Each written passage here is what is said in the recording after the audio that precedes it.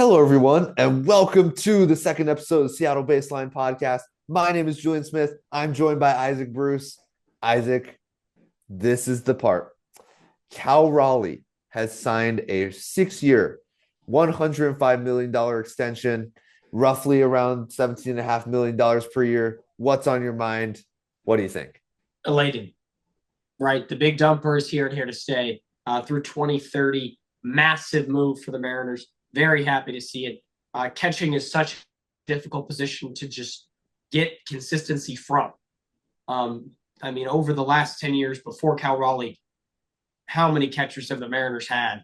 A bunch. And had any of them been truly consistent? Absolutely not. So very exciting to have some consistency at that position from a platinum glove winner, mind you, in Cal Raleigh, along with great power numbers, a switch hitter. I could go on. It truly is a steal at 6 years, $105 million in my mind. Yeah. If he went into free agency, which he obviously isn't free agent eligible this season, he would have been free agent eligible, I believe, in 20 after the 28 season, I believe he would have been free agent eligible. But he would have gone for just a massive sum of money. I cannot even imagine how much money he would have gone for. Yeah. Would have been a shorter term contract, but just the nature of the catching position, it's hard to have a long career at that position just because it's such a grind. It's very physically tolling, right? We think of like long term catchers, and a lot of them aren't catchers anymore. Yeah. Salvador Perez, right? Not catching every day anymore. Now he's seeing a lot of time at DH, sometime at first. So will something similar happen to Raleigh? Probably not during this contract, but maybe in the future, right? So either way, great bat, great glove. Love it. Absolutely love it.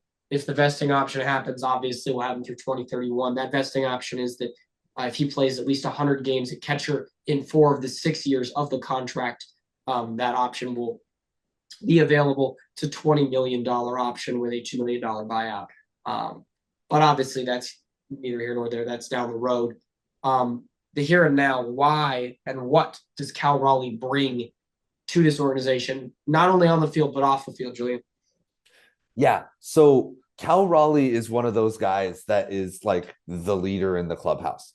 He's not like your Randy Arozarena, like slam the bat electric guy, but he is the calm leader mentor, kind of like what Mitch Haniger was until he was released. But yeah, so Cal Raleigh, he's a student of the game. He can like there's a reason why he's the manager of the best pitching staff in baseball. He like whenever he goes out there, he gets the job done. Like I can expect him to do this, this, and that because I know that he is this type of player. That's the type of consistency that we were looking for. That's what Cal Raleigh brings to us. And like I could not be more hyped that Cal Raleigh is a Mariner for 6 more years. I couldn't have said it better myself. Opening day, Julian, the best day of the year. Baseball comes back. What were your thoughts on the Mariners' performance on opening day? Yeah. Oh, opening day.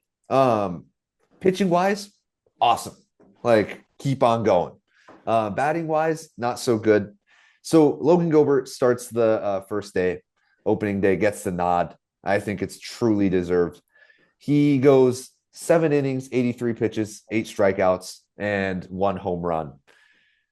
I think the 1 home run was like it was a bloop, like it happens. Logan Gilbert explained it himself during the post-game interview. He said that he was going a little bit on the cruise control side, and you know what? Those things happen. It was a little bit of a mental mistake, but you can't complain with 7 innings, 83 pitches, and 8 strikeouts. That was incredible by Logan. You get to the eighth inning, and you have Trent Thornton come out.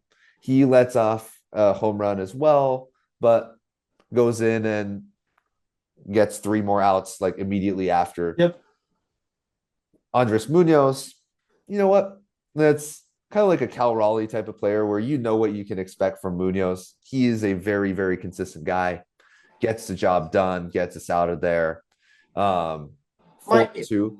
Batting Munoz wise, might get the heart racing a little bit. You know, yeah, Munoz isn't boring consistent, but he is consistent. He did walk two, had to get the heart rate going a little bit. But yeah, yes, no, Munoz overall did have a good day, absolutely. yeah. And the batting wise, we didn't get anything started until like the seventh inning. Mm-hmm. Um, we had a few base runners. I think we had base runners on every inning, like one base runner per inning at least. It was base runners wise, we weren't doing bad. Severino was he's a good pitcher, but I think the ability for the Mariners to score those runs was not there. And finally, in the seventh inning, we're gonna get two walks, Yep. and then Jorge Polanco bunts them to third and second, which That was in the honestly, sixth inning. That was in the sixth inning, or that was earlier in the game. In the seventh inning, you had runners on first and second. Wild pitch. Ryan Bliss tries to score from second and gets, well, he doesn't really get thrown out. In fact, he should have been safe, all things considered. Great aggressive base running from Bliss. Just a simple mental mistake, sliding feet first. No reason to slide feet first in that situation. That should always be a head first slide. Um, yeah, and and he knows better than that. You have when you slide feet first, you run the risk of silly things like your foot bouncing happening. If you yeah, slide head first, that just simply doesn't happen. And he's not sliding into the catcher; he's sliding into the pitcher. So it's not really a safety issue sliding head first. So I don't really know what he was doing, but you know, it it is what it is. It's a simple mental mistake. It's opening day for his brain too. So yeah, you know, it's fine. Victor Robles picks up the slack, able to get a little sack fly, so that the Mariners always not lost in that seventh inning. yeah, We were able to tie the game up, which was quickly untied in the top of the eighth with Trent Thornton pitching, as you've mentioned.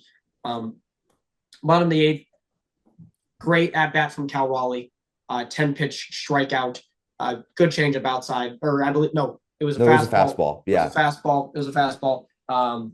He struck out on a changeup Friday night. Opening day, fastball away, just wasn't able to get out there, but good at bat from him. Randy Rosarena, 0-2 pitch, I believe.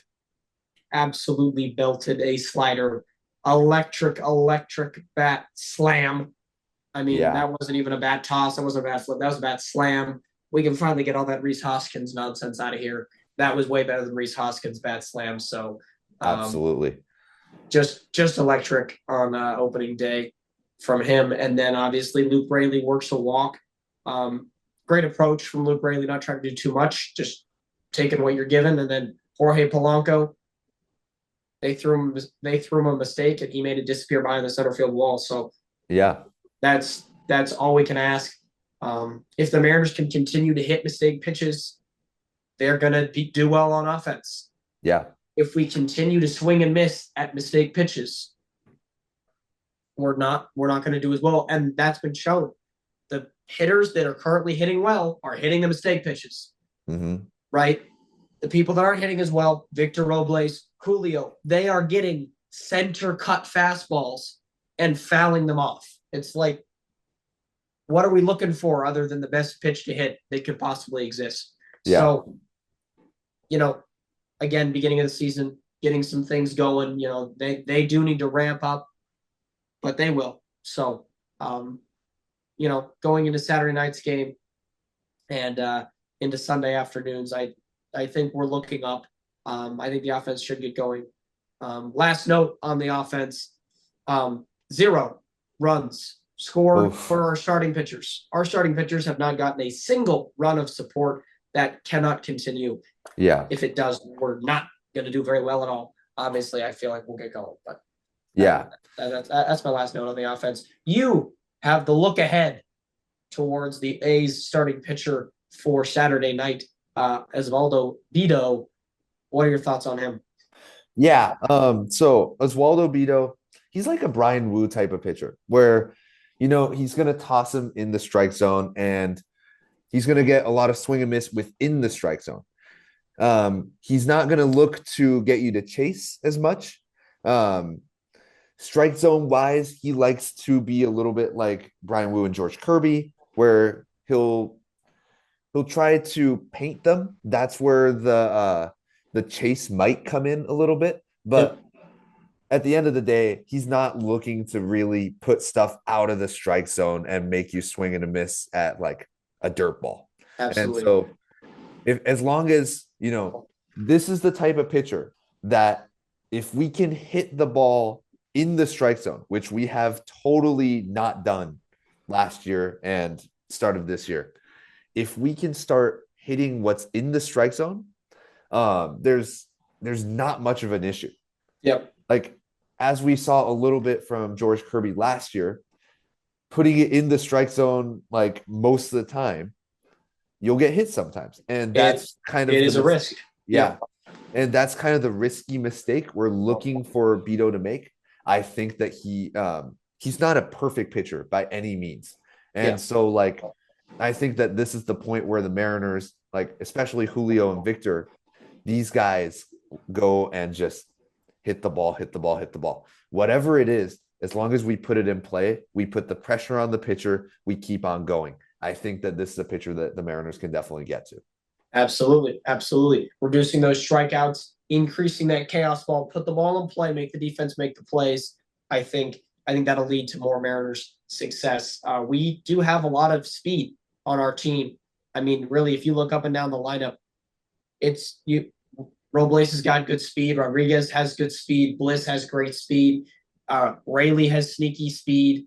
You've got a lot of guys that can move. And yep, Rosarena can move, right? And you've got some guys that really can't. Rowdy Tellez cannot move. In fact, he's not fast. But no, I think if the Mariners can hit those mistake pitches, that Beto will throw today. There will be mistake pitches. The Mariners just need to take advantage, and we'll see if they're able to do that Saturday night. And Sunday, J.P. Sears getting the nod. J.P. Sears, nothing exceptional from Sears. He's struggled a little bit the past couple seasons. He just gets battered around a little bit. People hit his pitches just seem to find barrels. Yeah. And that's not good. You certainly don't want to be throwing barrel finders up there. One thing Beto's good at, missing barrels. One thing Sears is bad at, missing barrels. So hopefully we can get to Beto today, get to Sears tomorrow. And you know what? And the Sears with a dub. Sears is the type of pitcher that's looking for weak contact. Yeah. He doesn't miss very many barrels, but he will try to get weak contact. And in a rainy day like Seattle's going to be on Sunday, I think that a little bit of that advantage might go to JP Sears. But you know who we're looking at. We're looking at Brian Wu, this best fastball in the MLB right now. So I don't think it's much of a problem. I think it's more of a problem if Julio and Victor and everyone in the lineup starts hitting ground balls or like flying out. Yeah. As long as we keep on hitting the ball, and there will be a lot of these balls that will be hit. As long as we hit them strong, we hit line drives, we should be good. Absolutely. Julian, you put it to a T there. Drive the ball, good things happen. That's all we have for today's episode of the Seattle Baseline Podcast. I'm Isaac Bruce. I'm Julian Smith. Have a great week, everyone. Have a great week. Thank you so much for watching.